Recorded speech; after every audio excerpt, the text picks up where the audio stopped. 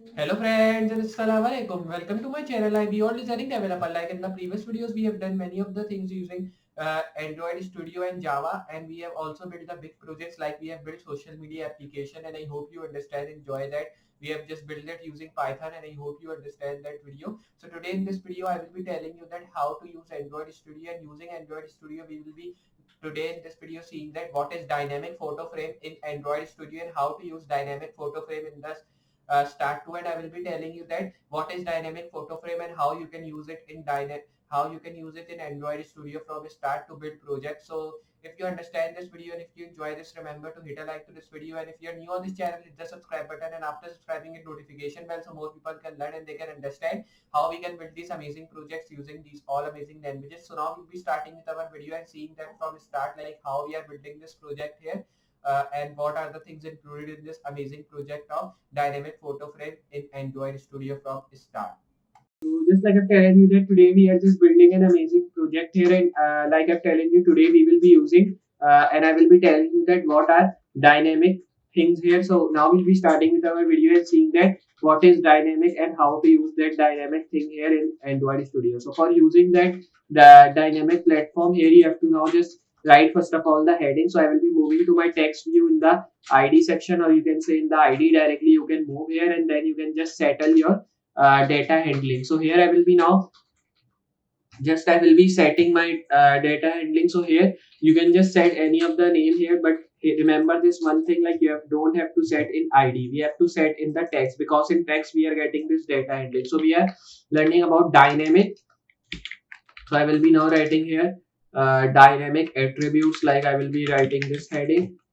Now, when you've written this heading of dynamic attributes, you can see now we are getting the heading of dynamic attributes, and you can see this, it is looking good, and we can just align this in the center. Then I will be removing all this stuff which we are getting, and we have done this in the previous video of Android Studio. So we have done that. So because of that, today in this video, we will be not needing this. Now you can see here we are just getting the heading of dynamic attributes at the top, and it is looking good. So now here you can just style the dynamic attributes from which we should be getting it in our mobile, because in the previous video when we were learning about Android Seeker, I have telling you how to run an Android application. So now we have learned that how to run Android application, but we have not learned that how to run Android application with the graphic which you are doing. Like I've written here dynamic attribute, and when I've written this, so we have to run this as well. So for running, you have to just take this button here in the center. Then I will be just making this button bigger. So for making this big, you can directly make it like this, or here you can align this. You can see now we are taking the button bigger, and in the center I will be giving the button name. So here I will be writing in the text, press this button like this. If I write this text, then press enter, you can see now we are getting a text which is saying this, press this button. So here I will be taking it more long, so we should get our text in one line. Now you can see we are getting this button. So here I should be running this here on my default mobile which we are having. So before running, I want to create another mobile because I'm not having here. So I will be running this application. So you can see now it is launching emulator, and it is starting my AVD device here. So you can see it is connecting to emulator, and it is showing me my AVD device which I'm having. So you can see this.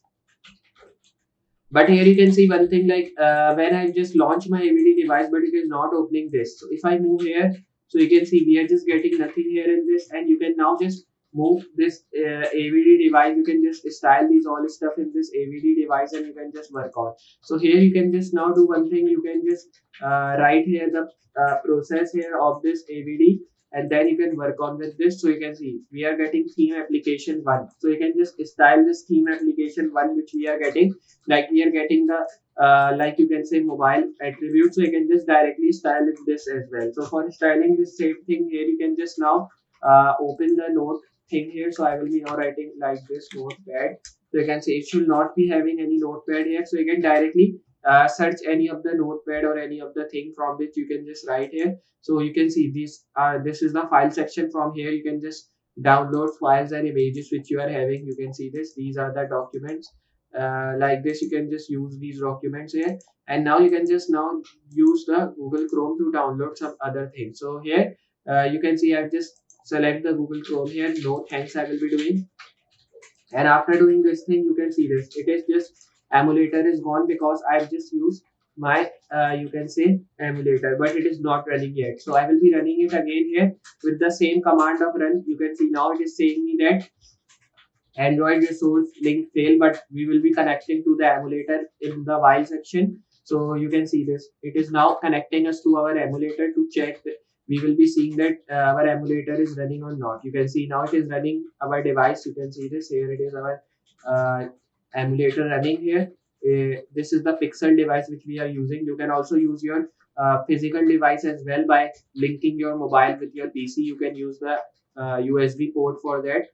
So you can see now we are just getting our pixel start, and now you can use the Google Chrome like I've telling you that to install some of the things which you are not having here in this pixel mobile, so which you are using. So you can see when I just run this again on my AVD device, means my emulator is gone because I'm using Google Chrome with the dynamic attributes. And when we use anything with dynamic attributes, so we are not getting the like you can say emulator running perfectly. And because of that, when I'm opening Google Chrome again and again, so two dynamic attributes, it is not redirecting me to Google Chrome. It is just closing my emulator and it is redirecting me to my simple page. But we don't want that thing. We want that our emulator should be running with this things which we have written here at the center. So for running this, you can just use the Google Chrome to download, or you can use the Google as well. So if I move to Google, and if I just search here anything like if I just move here,